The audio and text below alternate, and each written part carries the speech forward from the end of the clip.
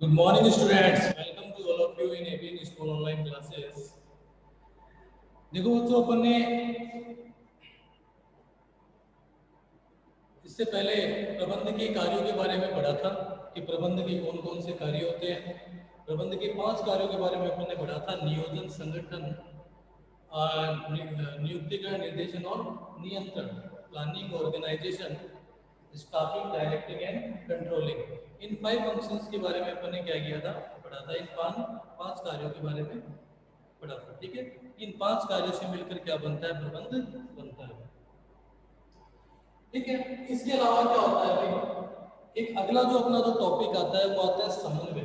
ठीक है, ये भी क्या होता है भाई, प्रबंध का एक सहायक कार्य अपन मान सकते हैं। ठीक है, देखो क्या है समन्वय, क्या होता है समन्वय, कोऑर्डिनेशन, नाम से पता चल रहा है।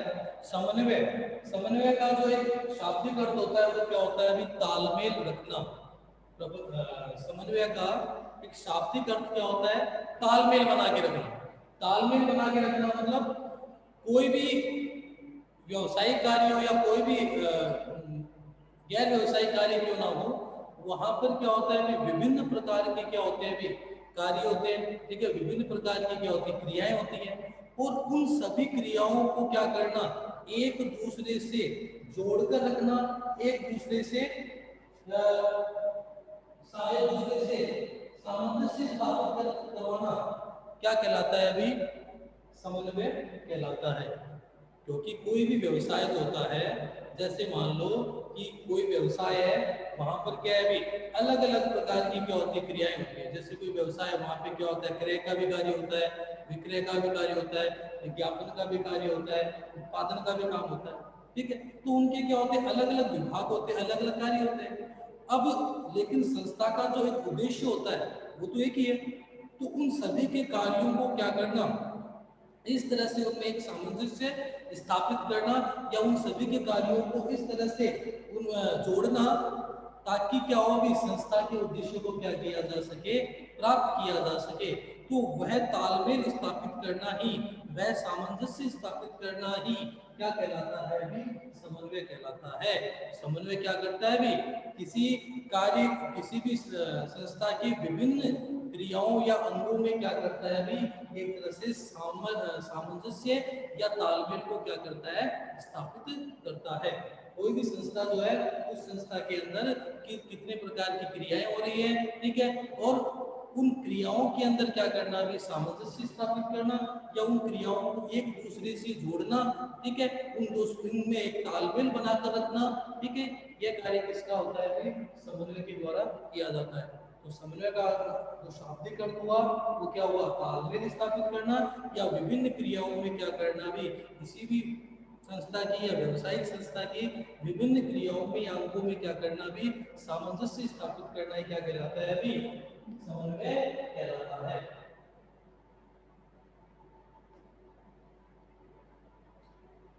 अब क्या आता है नेक्स्ट जो अपना इसके अंदर समन्वय का, ये तो आपको बता दें कि समन्वय का अर्थ क्या होता है। ठीक है, अब क्या इसमें समन्वय की जैसे अपन परिभाषा देखें, तो समन्वय की परिभाषा क्या होती है। देखो वैसे तो समन्वय जो है, ठीक है, समन्वय जो होता है वो क्या होता है अभी, प्रबंध का सार भी माना जाता है।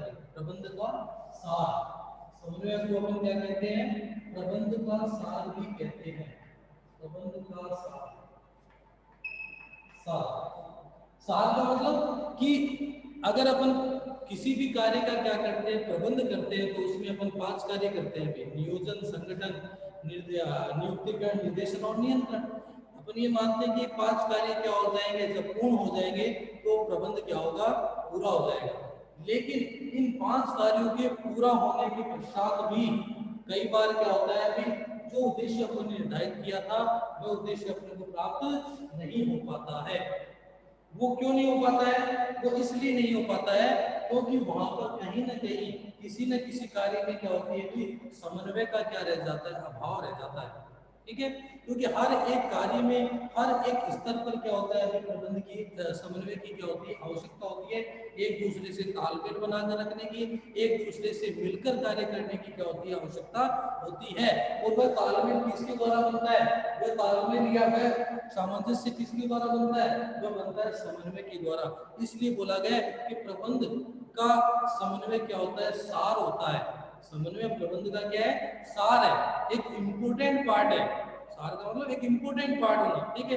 तो ये एक इसका इम्पोर्टेंट पार्ट है कि अगर समन्वय नहीं होगा, अगर प्रबंध के सभी कार्य सही तरीके से पूरे कर लिए जाएं, लेकिन अगर समन्वय नहीं होगा तो जो निर्धारित लक्ष्य है, जो अपन ने लक्ष्य निर्धारित किया है, वह हमें प्राप्त नहीं हो सकता है, वह हमें प्राप्त नहीं होगा, ठीक है। तो इस तरह से क्या है, वह हमें क्या नहीं होगा, प्राप्त नहीं होगा। उसके बाद में समन्वय, समन्वय का की परिभाषा क्या होती है, समन्वय की परिभाषा,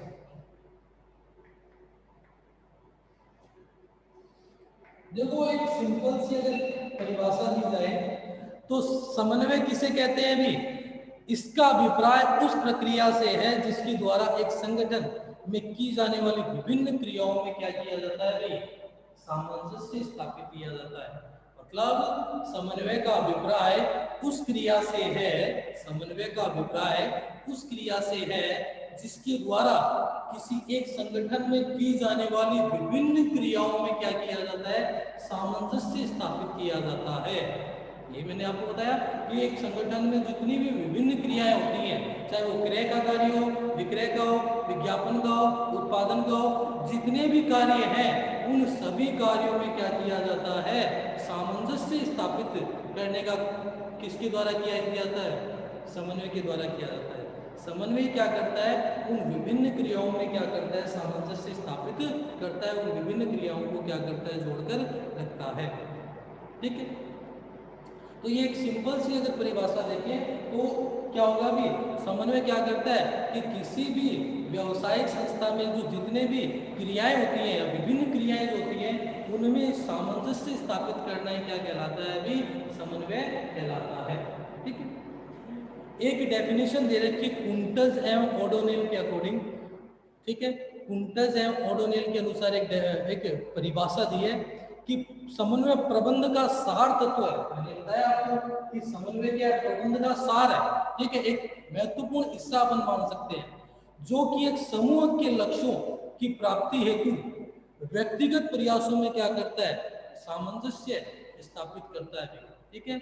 मतलब एक समूह है, जैसे कोई भी व्यवसायिक संस्था है उसमें बहुत सारे लोग काम करते हैं, तो एक समूह कार्य कर रहा है, तो उस समूह के जो एक लक्ष्य है, एक जो लक्ष्य है, उस लक्ष्य को प्राप्त करने के लिए वो क्या करता है भी, सामूहिक प्रयासों में सब व्यक्ति अपना अपना प्रयास करते हैं और उनमें क्या करता है, वो सामंजस्य स्थापित करता है, ठीक है। कोई भी व्यवसायिक संस्था जो है उसमें विभिन्न लोग कार्य करते हैं, तो वो ठीक है, और उन विभिन्न लोगों का क्या होता है, सबके अपने अपने कार्य होते हैं, तो उन सभी के कार्यों को जोड़कर और संस्था के लक्ष्य को प्राप्त करने का कार्य किसका होता है भी, सामंजस्य के द्वारा किया जाता है। सामंजस्य क्या करता है भी, किसी व्यवसायिक संस्था के विभिन्न कार्यों में क्या करता है भी, सामंजस्य स्थापित करके संस्था के उद्देश्यों को क्या करता है, प्राप्त करता है, ठीक है। तो ये क्या है, कुंटज एवं ओडोनिल के अनुसार एक परिभाषा दी गई है। कुंटज एवं ओडोनिल ने कहा है कि समन्वय प्रबंध का सार तत्व है, जो कि एक समूह के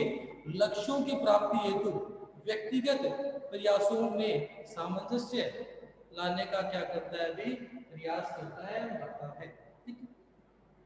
ये क्या कहलाता है कि इसकी परिभाषा कहलाती है कुंटज एवं ओडोनिल के अनुसार। अब अगला अगला जो पॉइंट है वो है समन्वय, समन्वय समन्वय की विशेषता, समन्वय की विशेषता, समन्वय की विशेषता,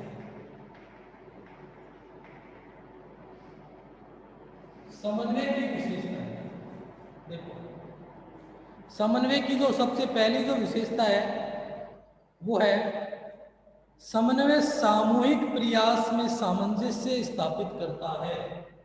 पहली जो विशेषता है वो है समन्वय सामूहिक प्रयास में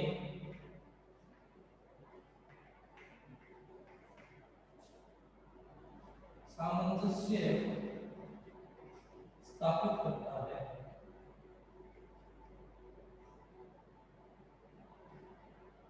ठीक है, समन्वय क्या करता है अभी? सामूहिक प्रयास में सामंजस्य स्थापित करता है।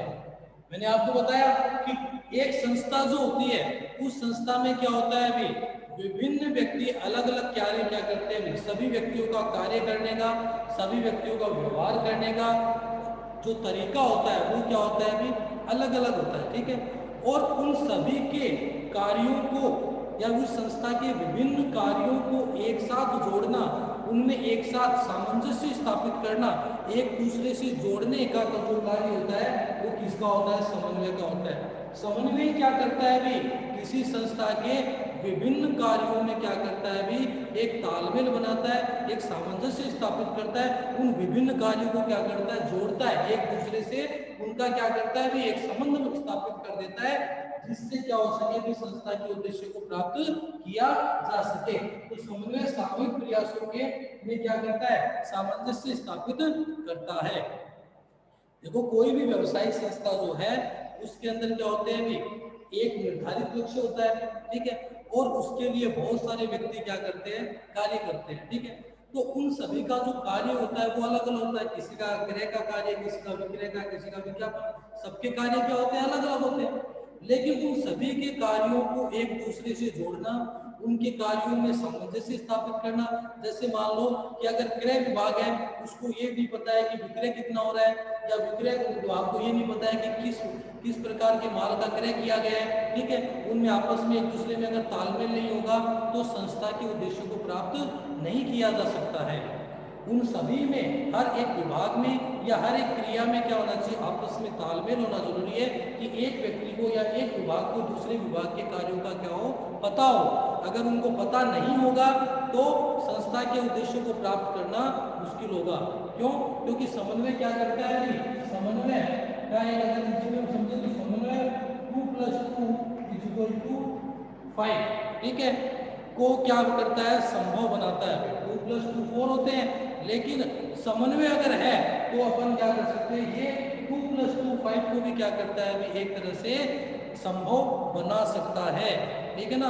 अगर अपन मिलकर कार्य करेंगे तो जो अपना उद्देश्य, जो अपना अगर मिलकर कार्य करेंगे तो अपन उस कार्य को क्या कर सकते हैं? बहुत अच्छे तरीके से क्या कर सकते हैं? पूरा कर सकते हैं और अपने लक्ष्यों को प्राप्त कर सकते हैं।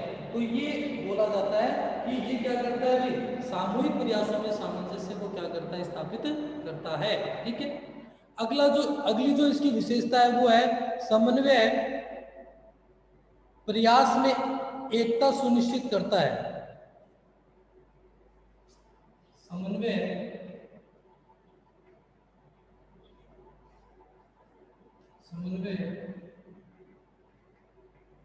प्रयास में एकता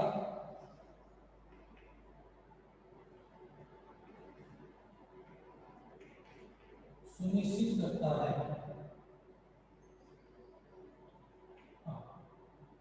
देखो, क्या कहा जाता है कि समन्वय के द्वारा क्या किया जाता है? अलग अलग विभाग या अलग अलग विभाग के जो कार्य है, ठीक है, या जो विभिन्न क्रियाएं हैं उनमें क्या किया जाता है? तालमेल बनाया जाता है। अब क्या होगा भी? अलग अलग विभाग के कर्मचारी, चाहे वो क्रय विभाग है, विक्रय विभाग है, विज्ञापन, अब वो लोग क्या करेंगे भी? आपस में क्या करेंगे? मिलकर कार्य करेंगे। ठीक है, एक दूसरे से तालमेल बैठाकर क्या करेंगे? कार्य करेंगे। तो उससे क्या होगा? एकता उनमें क्या होगी? एक एकता का क्या होगा? जन्म होगा। एक दूसरे की एक यूनिटी बनेगी, एक एकता का क्या होगा भी? एक तरह से जन्म होगा। क्योंकि जब व्यक्ति आपस में मिलकर क्या करते हैं?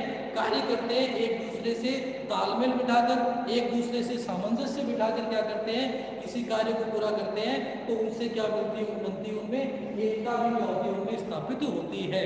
ठीक है, वो एक, अगर देखो क्या होता है अभी, सभी व्यक्ति अगर क्या होंगे अपने अपने कार्य को या अलग अलग विभाग एक दूसरे विभाग से क्या नहीं रखेगा, संबंध नहीं रखेगा, ठीक है। क्रय विभाग अपना अपना कार्य करेगा, विक्रय का उसको ज्ञान ही नहीं है कि विक्रय विभाग में क्या चल रहा है, विक्रय विभाग अपना कार्य करेगा, उसको क्रय का नहीं पता है, तो उससे क्या होगा, उनमें कोऑर्डिनेशन नहीं बन पाएगा, ठीक है, और यूनिटी भी नहीं बन पाएगी, एकता भी नहीं बन पाएगी। लेकिन समन्वय कैसा सार होता है जो क्या करता है भाई, विभिन्न क्रियाओं में या विभिन्न कार्यों में क्या करता है, सामंजस्य स्थापित करता है, जिससे क्या होता है भाई, उनके मध्य क्या होती है, एकता का क्या होता है, जन्म होता है, एक यूनिटी बनती है, एकता बनती है, ताकि वो सब मिलकर क्या करते हैं, एक साथ कार्य करते हैं, ठीक है। तो इससे क्या होता है भाई, समन्वय प्रयास में एकता सुनिश्चित करता है भाई, ठीक है। इससे क्या होता है, समन्वय के द्वारा एकता, यूनिटी बनती है, एकता क्या होती है, स्थापित होती है, जो क्या होती है, संस्था के लिए लाभदायक होती है। समन्वय एक सतत प्रक्रिया है, समन्वय समन्वय एक सतत प्रक्रिया है, सतत प्रक्रिया है। हाँ, समन्वय एक सतत प्रक्रिया है। सतत का मतलब क्या हुआ, लगातार चलने वाली प्रक्रिया। ये क्या बोल रहा है कि प्रबंध जो होता है वो क्या होता है अभी, एक सतत प्रक्रिया होती है, सॉरी समन्वय क्या होता है, एक सतत प्रक्रिया है, मतलब लगातार चलने वाली प्रक्रिया है। मतलब कि समन्वय जो होता है वह नियोजन में भी आवश्यक होता है, संगठन में भी आवश्यक होता है, नियुक्तिकरण में भी आवश्यक होता है, निर्देशन में भी आवश्यक होता है, और नियंत्रण में भी क्या होता है, आवश्यक होता है। प्रबंध के जो पांचों कार्य होते हैं उन सभी जगह क्या होता है अभी, समन्वय की आवश्यकता होती है। जब तक अपने को अपना निर्धारित लक्ष्य क्या नहीं हो जाता है अभी, प्राप्त नहीं हो जाता है, जब तक किसी संस्था को निर्धारित लक्ष्य क्या नहीं हो जाता है, प्राप्त नहीं हो जाता है, तब तक समन्वय क्या होता है भी जरूरी होता है, समन्वय क्या होता है, चलता रहता है। अगर किसी भी कार्य में या किसी भी स्तर पर क्या होगा, समन्वय का अभाव रह गया तो निर्धारित लक्ष्य को प्राप्त करना असंभव हो जाता है या कठिन हो जाता है। तो बोलने का मतलब यह है कि समन्वय क्या होता है, एक सतत प्रक्रिया मानी जाती है, लगातार चलने वाली प्रक्रिया मानी जाती है।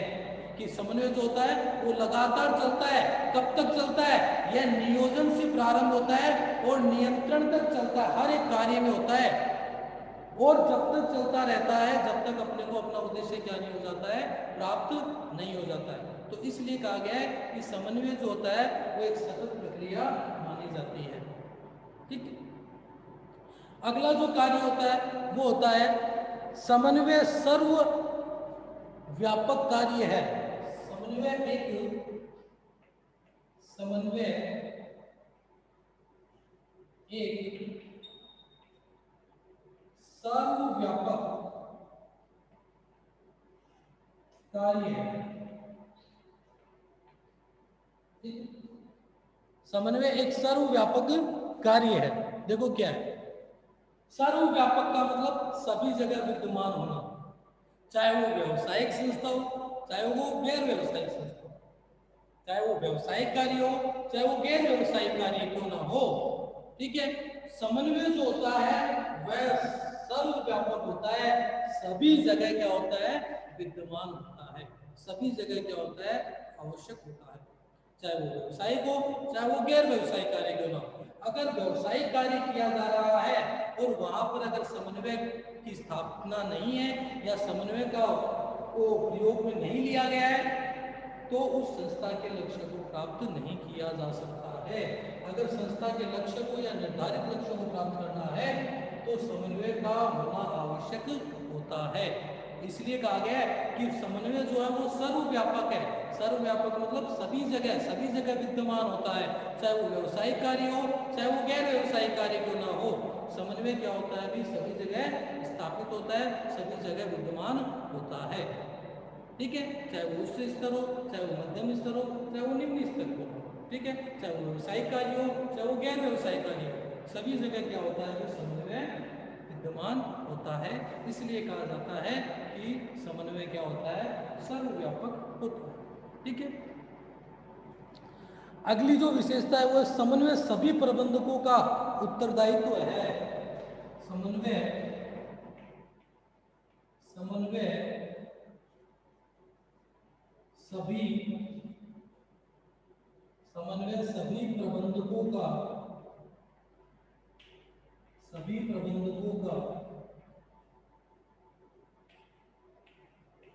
उत्तरदायित्व है। रिस्पॉन्सिबिलिटी, देखो क्या है?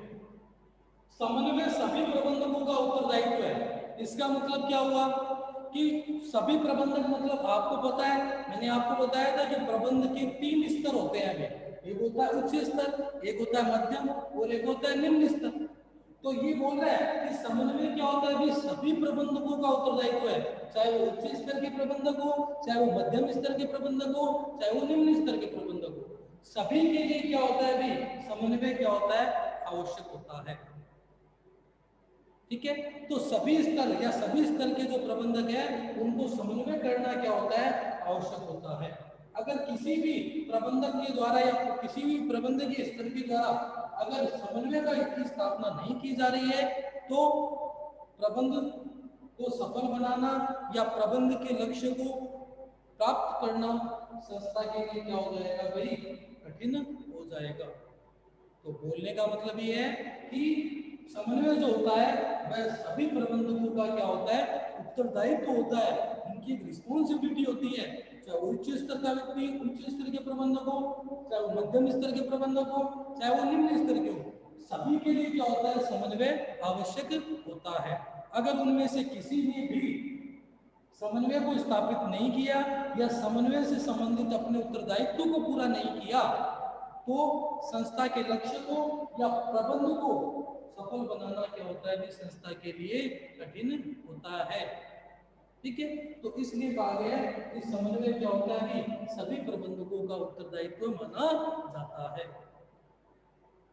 अगली जो विशेषता है वो है समन्वय जानबूझकर किया जाने वाला कार्य है। समन्वय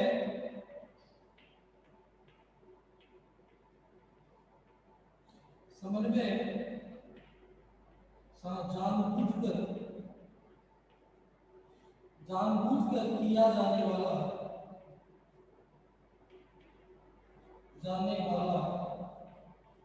कार्य है। देखो क्या होता है समन्वय जानबूझकर किया जाने वाला कार्य है।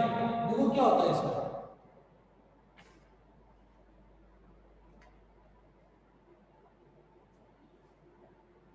समन्वय जानबूझकर किया जाने वाला कार्य है। जानबूझकर का मतलब क्या होता है अभी सब देखो एक तो क्या होता है समन्वय हो गया और एक होता है सहयोग कोऑपरेशन। ठीक है, सहयोग भी बोल सकते हैं कोऑपरेशन भी।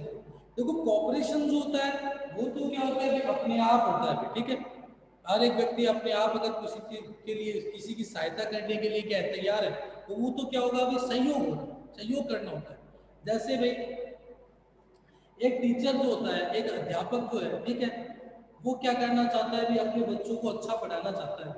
एक अध्यापक जो है वो अपने बच्चों को क्या करना चाहता है अच्छा पढ़ाना चाहता है, लेकिन कक्षा का जो टाइम टेबल है वो सही तरीके से व्यवस्थित नहीं है। तो यहाँ पर क्या हुआ अध्यापक अपने बच्चों को पढ़ाना चाहता है अच्छे तरीके से पढ़ाना चाहता है तो वो तो क्या है सहयोग है, लेकिन टाइम टेबल क्या है सही नहीं है तो वहाँ पर क्या है समन्वय का क्या हो रहा है अभी अभाव हो रहा है। ठीक है, तो सहयोग और समन्वय में ये अंतर होता है कि सहयोग में तो क्या होता है व्यक्ति स्वयं तैयार है। ठीक है, लेकिन समन्वय का मतलब क्या है अभी कि वहाँ पर क्या है अभी अगर टाइम टेबल सही नहीं है तो वहाँ पर किसका अभाव माना जाता है अभी समन्वय। ठीक है, तो बोलने का मतलब ये है कि समन्वय जानबूझकर किया जाने वाला कार्य मतलब कि समन्वय क्या होता है अभी अपने आप तैयार नहीं होता है, उसको अपने को क्या करना होता है तैयार करना पड़ता है। ठीक है, समन्वय को स्थापित करना होता है। ठीक है, चाहे वो संस्था के विभिन्न कार्य हो क्रियाएं हो चाहे विभिन्न स्तर क्यों ना हो हर जगह समन्वय को अपने को क्या करना होगा स्थापित किया करना होगा। जानबूझकर अपने को समन्वय को क्या करना होगा संस्था में स्थापित करना होगा, ये अपने आप नहीं होगा। इसको अपने को क्या करना होगा, संस्था में स्थापित करना होगा। कि जैसे स्कूल का जो टाइम मैंने बताया आपको कि अध्यापक पढ़ाना चाहता है तो वो तो सहयोग है, अपनी इच्छा से अच्छा पढ़ाना चाहता है, वो सहयोग है, लेकिन टाइम टेबल ही सही नहीं है, तो वो अपने को बनाना पड़ेगा। वो समन्वय, वो समन्वय जो है, कोऑर्डिनेशन जो है, वो अपने को बनाना पड़ेगा, अपने को स्थापित करना होगा। इसलिए कहा जाता है कि समन्वय जो होता है वो जानबूझकर किया जाने वाला कार्य माना जाता है। ठीक है, ये अपने आप नहीं होगा, इसको अपने को क्या करना होगा, स्थापित करना होगा। इसलिए ये क्या होता है कि प्रबंध की जो लास्ट जो विशेषता, समन्वय की जो अंतिम विशेषता होती है वो होती है समन्वय जानबूझकर किया जाने वाला कार्य है। ठीक है, अब यहाँ पर क्या होता है कि इनकी समन्वय की जो विशेषताएं होती है वो पूरी होती है। अब अगला जो इसका इस चैप्टर का जो लास्ट टॉपिक है वो है समन्वय के महत्व। समन्वय के महत्व देखो,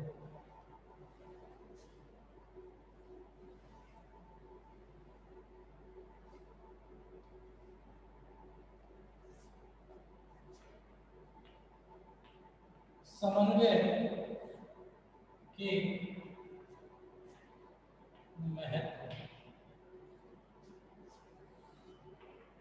देखो, अगर अपन किसी संस्था के द्वारा क्या किया जाता है भाई, समन्वय का प्रयोग किया जाता है, कोऑर्डिनेशन को अपनाया जाता है, तो उसको अपनाने से संस्था को क्या फायदा होगा, संस्था के लिए उसका क्या महत्व है, उसको अपन देखेंगे।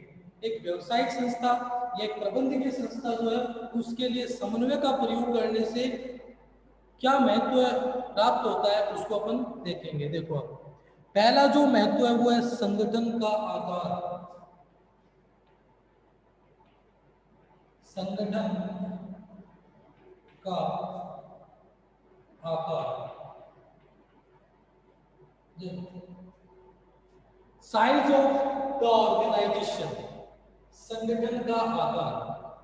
देखो क्या होता है संगठन का आकार, देखो कोई भी व्यवसायिक संस्था जो होती है उसमें क्या होते हैं, बहुत सारे कर्मचारी क्या होते हैं, कर्मचारी श्रमिक क्या होते हैं, कार्य करते हैं। ठीक है, और बहुत अधिक मात्रा में क्या करते हैं, व्यवसायिक कर्मचारी और श्रमिक लोग क्या करते हैं, उसके अंदर कार्य करते हैं। और उन प्रत्येक कर्मचारी का व्यवहार करने का तरीका, ठीक है, प्रत्येक कर्मचारी का की जो आवश्यकता होती है, उनका जो व्यवहार होता है, उनका जो बोलने का जो तरीका होता है, ठीक है, ठीक है, उनका जो कार्य करने का जो तरीका होता है, वो सबका क्या होता है कि अलग अलग होता है। ठीक है, ऐसे तो है नहीं कि जितने भी कर्मचारी हैं वो एक ही तरह से बात करेंगे, एक ही तरह से व्यवहार करेंगे, एक तरह से, ऐसा नहीं होता है। सबके कार्य करने का तरीका, सबका व्यवहार करने का तरीका, सबके बोलने का तरीका, ठीक है, सबकी जो आवश्यकता है, सब कुछ क्या होती है भी अलग अलग होती है, अलग अलग प्रकार की होती है। ठीक है, अगर सभी व्यक्ति अपनी अपनी अपने अपने व्यवहार के अनुसार, अपनी अपनी इच्छा के अनुसार अगर कार्य करने लग जाएं तो संस्था के उद्देश्य को प्राप्त करना क्या हो जाता है, कठिन होता है। लेकिन समन्वय क्या करता है भाई, उन विभिन्न व्यक्तियों के अलग अलग व्यवहारों, अलग अलग कार्यों के अंदर क्या करता है भाई, एक तरह से सामंजस्य स्थापित करता है भाई। समन्वय क्या करता है भाई, उन सभी व्यक्तियों के कार्यों या उनके व्यवहारों में क्या करता है, एक तरह से सामंजस्य स्थापित करता है। ठीक है, जिससे क्या हो सके कि संस्था के उद्देश्य को प्राप्त किया जा सकता है। क्योंकि अगर समन्वय स्थापित नहीं होगा तो प्रत्येक व्यक्ति का जो कार्य करने का तरीका है, व्यवहार करने का तरीका है, वो सबका अलग अलग है, और वो अगर अपने अपने अनुसार कार्य करेंगे तो संस्था के उद्देश्य को प्राप्त नहीं किया जा सकता है। तो संस्था के उद्देश्य को प्राप्त करने में क्या होता है भी, समन्वय क्या करता है भी, जितना भी बड़ा संगठन क्यों ना हो, कितनी भी व्यवसायिक संस्था क्यों ना हो, उनके सभी के कार्यों में क्या करता है भी, सामंजस्य स्थापित करता है। ठीक है, उनके सभी के कार्यों को इस तरह से जोड़ देता है ताकि वो सब मिलकर क्या करते हैं, कार्य करते हैं, उनमें तालमेल क्या करता है, स्थापित कर देता है। तो बोलने का मतलब पहला महत्व यही है कि संगठन का आकार, संगठन का आकार मतलब संगठन का कितना भी बड़ा आकार क्यों ना हो, ठीक है, उनके सभी के कार्यों को जोड़ना, उनको एक ही उद्देश्य के लिए क्या करना, तैयार करना, उनको एक साथ मिलकर कार्य करने के लिए तैयार करना, उनमें तालमेल स्थापित करवाना, ये कार्य किसका होता है कि समन्वय का होता है। समन्वय के द्वारा सभी कर्मचारियों, सभी श्रमिकों में आपस में क्या किया जा सकता है भी, तालमेल स्थापित किया जा सकता है, ताकि संस्था के उद्देश्यों को प्राप्त किया जा सके। तो पहला जो महत्व होता है वो होता है संगठन का आकार, कि संगठन का आकार कितना बड़ा क्यों ना हो, अगर वहां पर समन्वय है, कोऑर्डिनेशन है, तो वह संस्था क्या करेगी, अपने निर्धारित लक्ष्यों को आसानी से प्राप्त कर पाएगी। ठीक है। दूसरा जो महत्व आता है वो होता है कार्यात्मक विभेदीकरण। कार्यात्मक विभेदीकरण,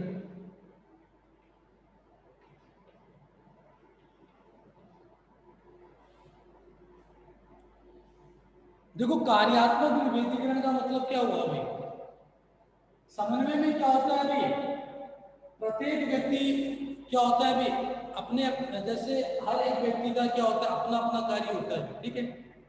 और ये क्या करते हैं कि कार्यात्मक विभेदीकरण का मतलब ये हुआ कि उसमें क्या किया जाता है भाई, एक तरह से प्रत्येक व्यक्ति को उसकी जो भी कोई भी व्यक्ति अगर कोई संस्था में क्या करता है भाई, कार्य कर रहा है, ठीक है, तो उनके कार्यों को क्या कर दिया जाता है भाई, एक तरह से बांट दिया जाता है, ठीक है, उनको बांट दिया जाता है ताकि, ठीक है, जो व्यक्ति जिस कार्य के अंदर योग्य होगा, जिस कार्य को अच्छे तरीके से पूरा कर पाएगा, उसके अंदर क्या किया जाएगा, इनका विभाजन कर दिया जाता है, ठीक है।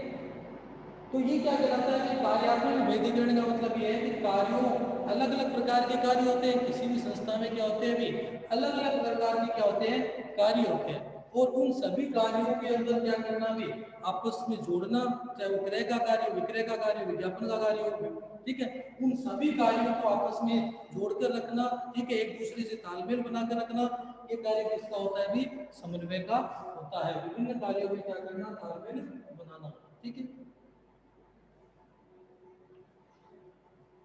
अगला जो महत्व होता है वो होता है विशिष्टीकरण।